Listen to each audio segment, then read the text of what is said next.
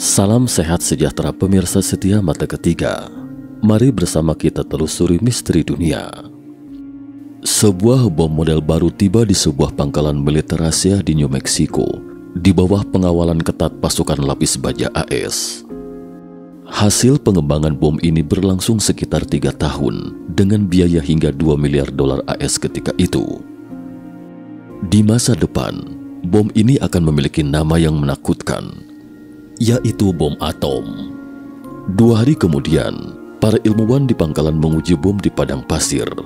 Saat awan jamur perlahan-lahan membumbung ke atas, mereka seakan melihat tibanya era baru, dan kisah tentang ledakan atom di Hiroshima pun dimulai. Saat itu, Perang Kedua akan segera berakhir, seiring menyerahnya Nazi Jerman.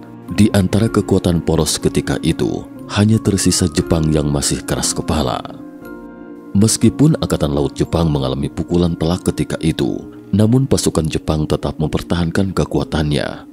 Hal ini memberi kesan salah kepada pemerintah Jepang yang beranggapan bahwa selama mereka dapat menimbulkan cukup banyak korban pada militer AS, sekutu akan dipaksa untuk berdamai dengan Jepang.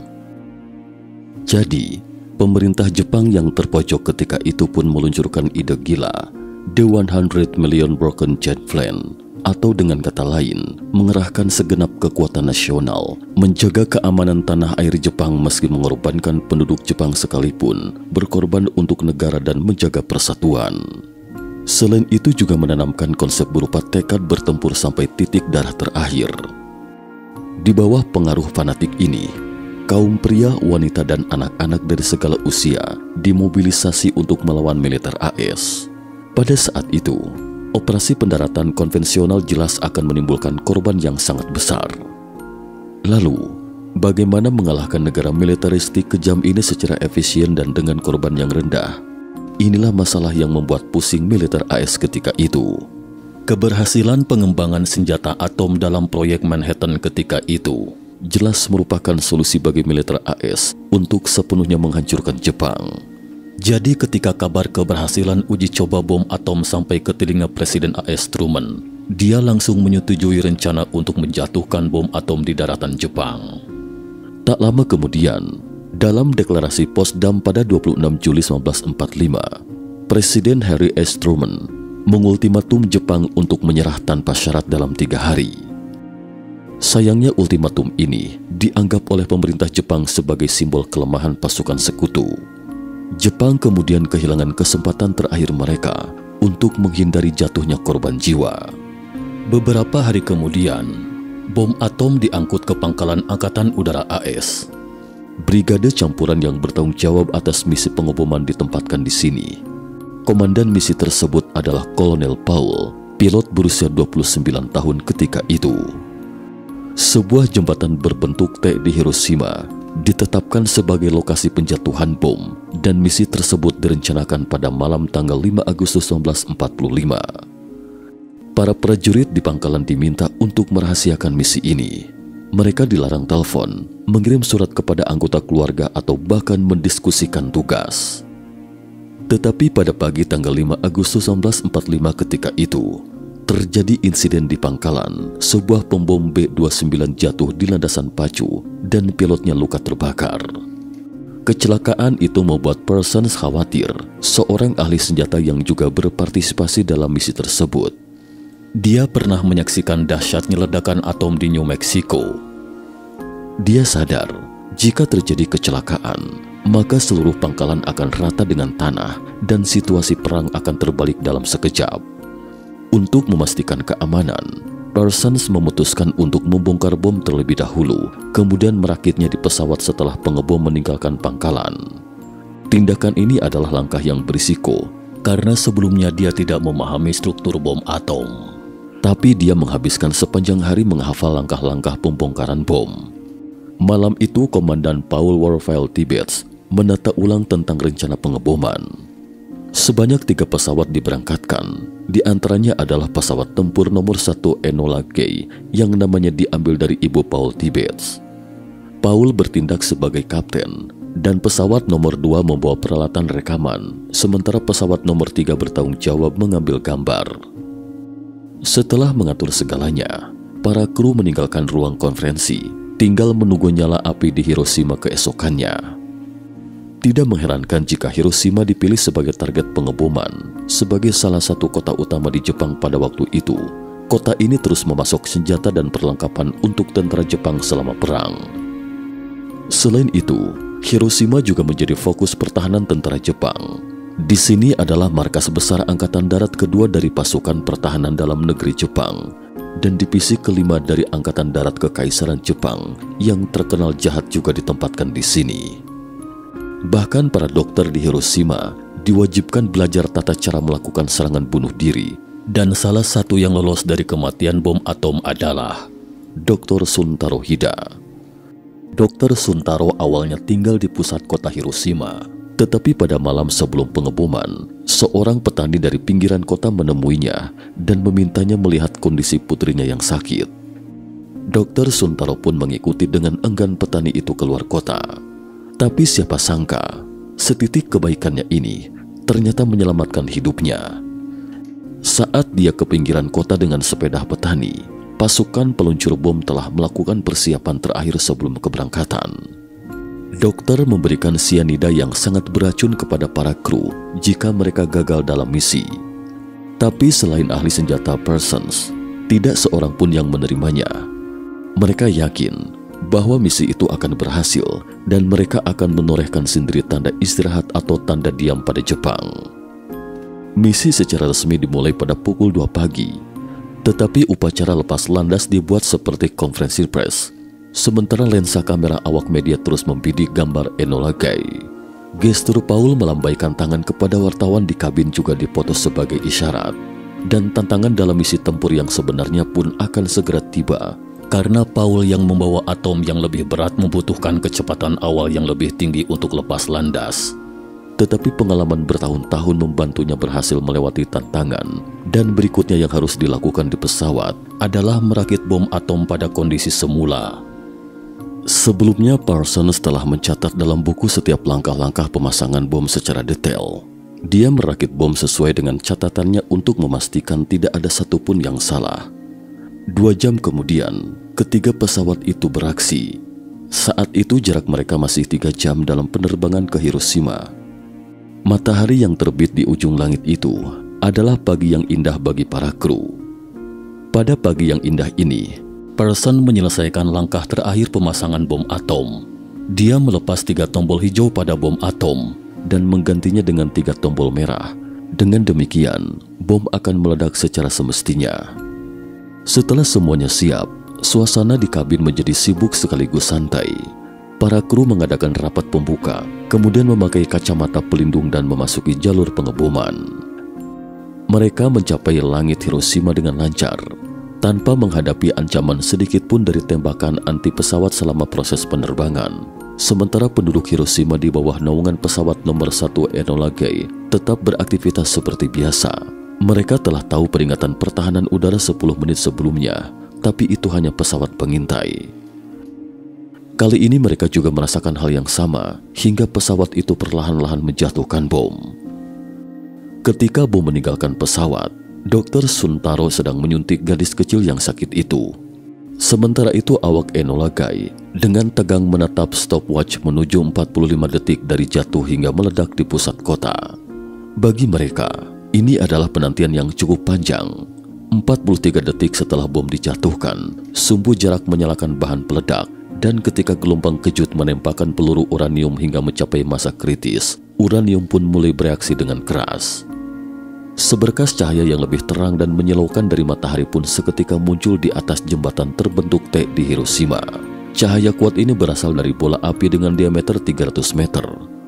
Setelah cahaya yang kuat berlalu, nyala api dan gelombang kejut mulai menyebar dengan cepat. Tubuh manusia dan bangunan kayu di dekat pusat ledakan bom langsung menguap pada suhu lebih dari 4000 derajat Celcius. Ketika ledakan atom menyebar hingga radius 1 km, suhu turun secara signifikan, sedangkan orang-orang yang terpapar di luar ruangan akan menjadi mayat hangus terbakar di bawah efek badai api dan radiasi termal. Bagi mereka yang cukup beruntung lolos dari maut, penderitaan yang dirasakan baru saja dimulai.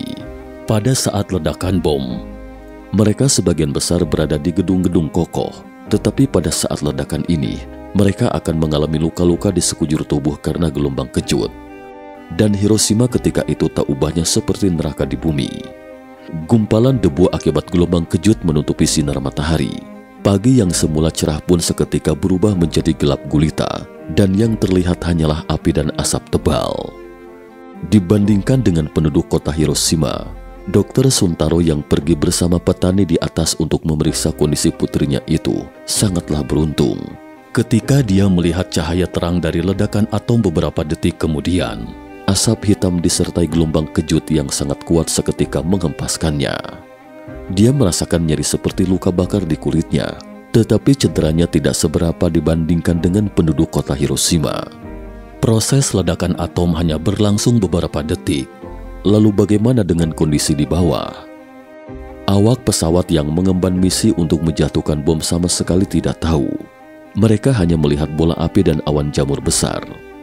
Adapun permukaan Hiroshima telah diselimuti asap tebal sejak awal.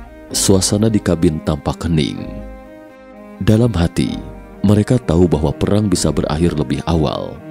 6 jam kemudian para kru kembali ke pangkalan. Ketika turun dari pesawat, mereka langsung diberi lencana oleh perwira militer yang telah lama menunggu kepulangan mereka, dan setelah itu kembali ke pos masing-masing. Hanya Komandan Paul yang dipanggil untuk interview. Jawabannya akan disampaikan kepada Presiden A.S. Truman sebagai bagian dari laporan. Saat itu, Presiden Truman sedang berada di kapal perang yang membawanya kembali ke Washington dari Eropa. Setelah membaca laporan itu, dia segera mengumumkan kabar baik ini kepada publik. Para kru dan perwira militer seketika bersorak dan bertepuk tangan karena mereka pikir akan segera bisa pulang dalam pelukan keluarga. Presiden Truman sendiri juga sangat ingin pulang seperti para prajuritnya. Truman berpikir bahwa bertekuk lututnya Jepang sudah dekat. Tidak lama kemudian, Presiden Truman mengeluarkan pernyataan yang mengatakan bahwa jika Jepang menolak untuk menyerah, maka akan mendapat pukulan yang lebih brutal. Namun pemerintah Jepang ketika itu seakan masih berhayal. Mereka secara naif percaya bahwa Amerika Serikat tidak akan mampu membuat bom atom kedua dalam waktu singkat. Wali kota Hiroshima sore itu mengumumkan, meminta rakyat Jepang untuk tetap mempertahankan semangat juangnya, tidak takut akan jatuhnya korban, dan bertempur dengan teguh sampai titik darah terakhir. Pada 7 Agustus 1945, atau hari kedua pasca ledakan atom, pasukan di sekitar Hiroshima diterjunkan untuk memberikan bantuan penyelamatan. Tetapi selain korban luka-luka yang tak terhitung jumlahnya, mereka hampir tidak dapat menemukan persediaan medis. Selain sarana kesehatan, sumber makanan dan air pun semakin langka. Para korban luka-luka berkerumun untuk minum air di salah satu dari sedikit kolam yang berisi mayat korban tewas lainnya. Segera setelah itu, hujan hitam tiba-tiba turun dari langit yang gelap. Ini membuat para korban selamat merasa lega dari rasa haus mereka. Tetapi yang tidak mereka ketahui adalah bahwa tetesan air hujan ini bercampur dengan banyak debu radiasi. Banyak korban yang keracunan setelah minum air hujan ini. Sebaliknya, politisi Jepang masih segar bugar dan sehat. Menurut mereka, bahwa penghancuran Hiroshima hanyalah bagian dari perang. Jika ingin memenangkan perang, maka harus mengorbankan kota dan nyawa penduduk sebagai harganya. Jadi mereka tidak berencana akan menyerah. Jadi 3 hari kemudian pesawat lain dengan bom atom lepas landas. Para kru awalnya berencana untuk menjatuhkan hulu ledak atom di kota Kokura. Tetapi karena terhalang awan, mereka akhirnya menjatuhkan bom atom ke sebuah lembah dekat Nagasaki. Daya ledak bom atom ini banyak diserap oleh lembah.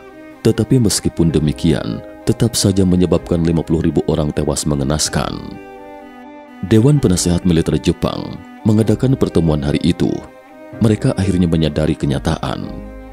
Pada tanggal 15 Agustus 1945, Jepang secara resmi menyerah dan perang berakhir. Rakyat Amerika Serikat dan Jepang akhirnya tidak perlu lagi menumpahkan darah untuk perang. Namun dampak ledakan atom masih jauh dari kata selesai.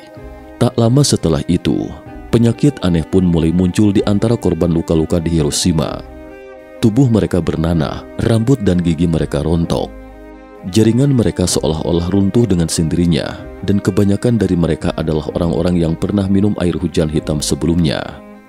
Karena pengalaman nyata seperti itulah, orang-orang di seluruh dunia baru sepenuhnya menyadari dampak akibat kekuatan ledakan atom yang tidak hanya dapat menghancurkan kota dalam skala besar, tetapi radiasi yang menyertainya bahkan dapat menghancurkan kromosom dalam sel, menyebabkan orang yang terinfeksi tersiksa dan perlahan-lahan menuju kematian. Kematian seperti ini jelas jauh lebih tragis daripada mereka yang mati di tempat.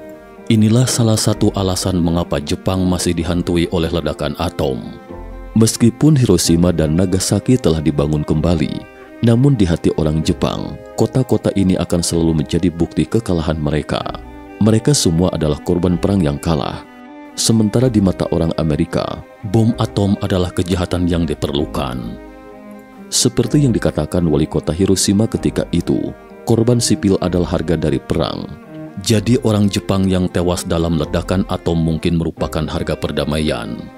Tentu saja, kita juga tidak menyangkal ketidakbersalahan orang-orang Jepang yang menjadi korban, tetapi ketidakbersalahan itu relatif, dan penderitaan mereka tidak bisa juga disalahkan sepenuhnya pada orang Amerika. Bagi orang Jepang yang menganggapnya tidak dapat diterima, dapat menyalahkan politisi yang sampai sekarang tetap kekeh mendorong revisi konstitusi dan normalisasi negara. Seberapa tulusnya permintaan maaf mereka, sebesar itulah ketidakbersalahan orang-orang Jepang yang menjadi korban ledakan bom atom. Cukup sekian dulu topik kita hari ini. Terima kasih atas perhatiannya.